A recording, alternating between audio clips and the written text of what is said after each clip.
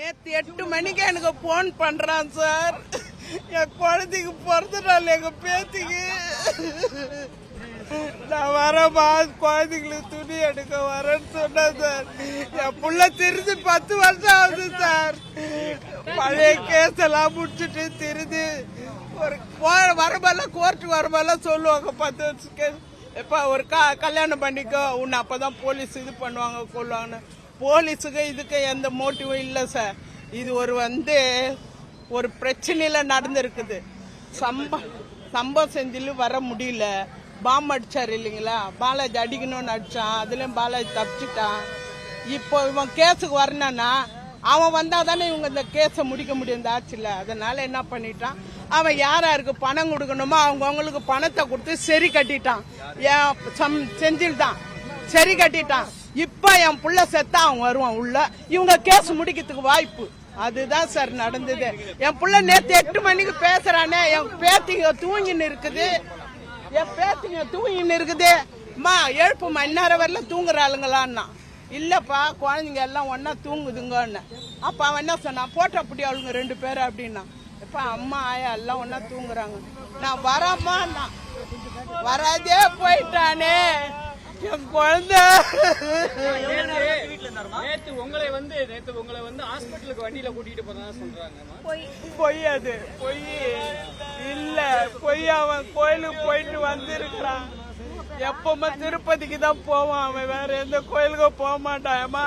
உனக்கு கால் சரியாகட்டுமா, நம்ம ஒரு டூர் திருச்செந்தூருக்கு போனோம்டா, உன் ராசி திருச்செந்தூருக்கு போனோம்டான்னு. உன் கால் சரியில்லையே, நான் எங்கன்னா இட்டுன்னு சுத்தத்துக்கு ரெடி ஆகட்டும், நம்ம எல்லாம் போலாமா. உள்நோக்கம் நினைக்கிறீங்களா? ஏதாவது உள்நோக்கம் இருக்குன்னு நினைக்கிறீங்களா? என் பிள்ளைக்கு எந்த ஒரு உள்நோக்கமும் கிடையாது சார். இந்த மாதிரி என்கவுண்டர் பண்ணதுல இருக்கு சார். என்ன உள்நோக்கம்? இவங்களுக்கு என்னன்னா, இந்த இவனை முடிச்சுட்டா நம்ம பேர் எடுத்துக்கலாம். அதுதான். என் குழந்தை திருந்து உக்காருது 10 வருஷம் ஆகுது, எந்த தப்பும் கிடையாது. அப்போ என்ன சொன்னாங்க, டெஸ்ட் வச்சு நடத்தி அங்கங்க ஆசிரமத்துக்கு அன்னதானம் பண்ணின்னு. போன மாசம் அவனுக்கு பர்த்டே 3 இடம் அன்னதானம் பண்ணான். ஸ்டான்லி ஹாஸ்டல் பக்கத்துல ஒண்ணு இருக்கு, அங்க ஒரு அன்னதானம்.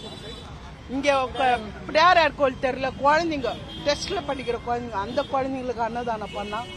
ரிப்பன் பள்ளிக்கு அவருடைய பிறந்த நாள் மறுநாள்ட்டு அங்க இட்டு வந்து அன்னதானம் பண்ணி கூட வந்தவங்க அறக்கட்டளை வச்சிருக்காங்க, படிக்க வைக்கிறாரு. பைக்ல கிடையாது சார், கார் தான் சார். இல்லம்மா அதெல்லாம் ஒண்ணும் இல்ல. அதெல்லாம் தெரியாது பையனுக்கு, ஒண்ணுமே தெரியாது.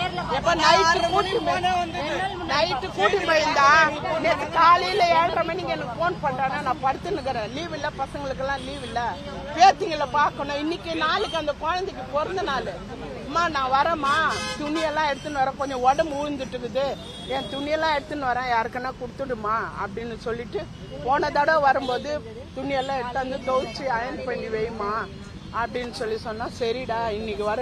அந்த குழந்தைங்க எத்தனை வாட்டி போன் போட்டுது சார். அந்த பாவம்லாம் அவங்களுக்கு இடிக்காதா சார்? 15 வருஷத்துக்கு முன்ன வேலூர்ல ஒரு சம்பவம் ஜெயில நடந்தது. அப்போ சூப்பரண்ட்டை போட்டு அந்த ஊர் ஜனங்க அடிக்க போய், அவரு நம்ம ஜாதிக்காரு, நம்ம விட்டு கொடுக்க கூடாதுன்னு போய் இறங்கினான் சார்.